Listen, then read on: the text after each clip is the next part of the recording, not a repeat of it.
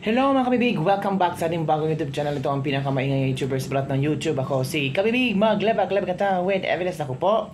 Para yatang may plano silang i-impeach si VP Sara Duterte sa 2024, lalo na ang mga kabayan black. Sa isang interview ni Speaker Martin Romualdez ay napag-usapan nila kung meron na bang nahain na impeachment complaint laban kay VP Sara Duterte at na-mention ni House Speaker Martin Romualdez tungkol sa Makabayan Black.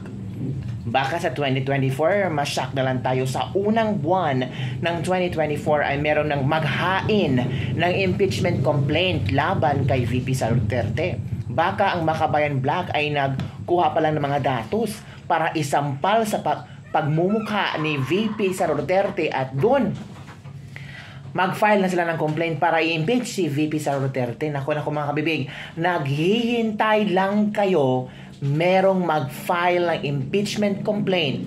Kahit pa Makabayan Black yan, i-entertain daw nila. So it means, kahit Makabayan Black or kung sino man ang maghain ng impeachment complaint kay VP Sara Duterte, of course, Congress will always entertain on that.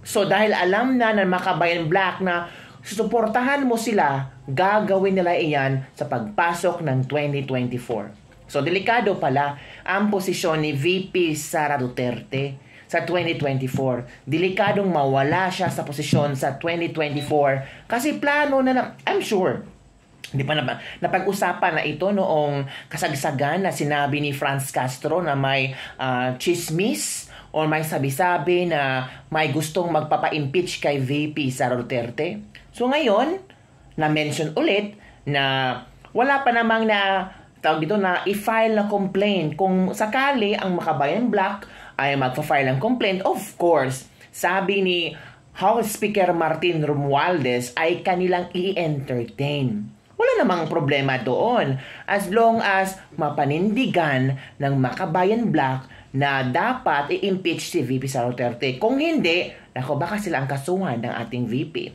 So, pakinggan natin ang interview ni Speaker Martin Romualdez na kung saan kanilang napag-usapan ang impeachment na pwedeng mangyari kay VP Sara Duterte for the next year. Ito na mga kabibig, makinig tayo. Ito na. Go! Meron po ba talaga kayong pinaplano na impeach si VP Sara sa pagbabalik sesyon ng Kongreso? Wala kaming plano po at wala pang nakalatag na complaint. Kaya wala pong ginagawa ng issue. Meron ibang mga, I think, Makabayan Black, may mga statements to that effect. Pero wala pa naman na-file. Kaya hindi naman sa atin. So, yung ginagawa na lang natin na nututukan lang natin yung ating yung national budget na mapipino ng bukas. Pero iniwasan ni Speaker yung sa impeachment. Dinala nyo kagad sa budget. Isang maikli na lang, Speaker. Kung sakaling may mag-file ng impeachment laban kay VP Sara, paano yun? May proseso naman yun. Hindi naman natin. Yun pala. So, nangyari. Delikado mga kabibig. Ramdam ko. Habang wala pa file talaga yan. Sure na yan. Lalo nang nabigyan ni Speaker Martin Romualdez ng go signal. For me parang go signal. For me mga kabibig, parang go signal ito eh. Ito yung sinabi ni Martin Romualdez. Kung merong magpa-file sa Makabayan Black, ito na i-entertain nila. So it means that is a go signal. Nga, mag-file na kayo.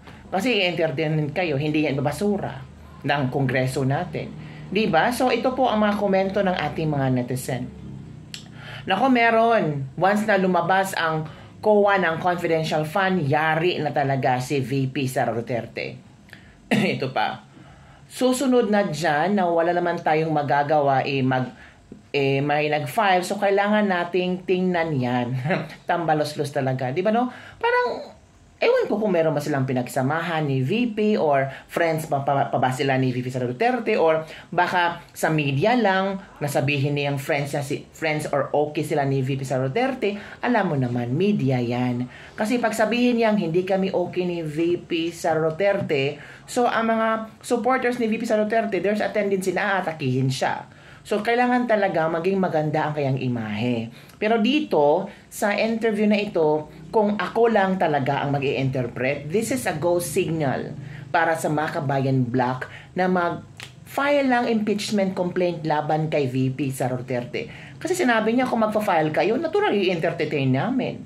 'Di ba? I-impeach si Sara para matauhan na ang pagdikit niya kay BBM. Kapahamakan ng bansa ang mangyayari.